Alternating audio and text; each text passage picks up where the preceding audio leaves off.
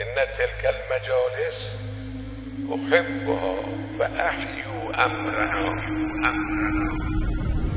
هیئت را اصحاب ائمه تشکیل دادن، اونها شروع کردن بعد از حادثه کربلا دور هم جمع می شدن. حضرت امام صادق علیه السلام از راوی سوال میکنن، میگن تجلسون و تحدثون، یعنی مسائل ما رو مطرح میکنید؟ او جواب میده که بله این کار رو میکنید، یعنی همین مجموعه هیئات. بعد حضرت میفرمایند که ان تلک المجالس احبها، من دوست میدارم این مجالس.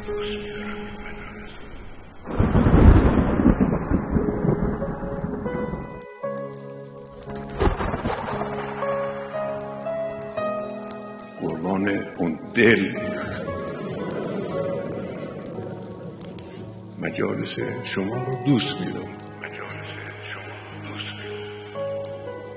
ان تلک المجالس احبها و احیو امرنا، مسئله ما رو زنده نگه دارید.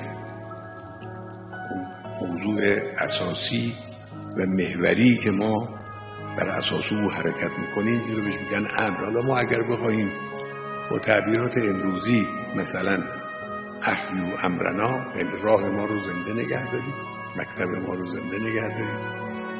ان تلک المجالس احبها و احیو امرنا.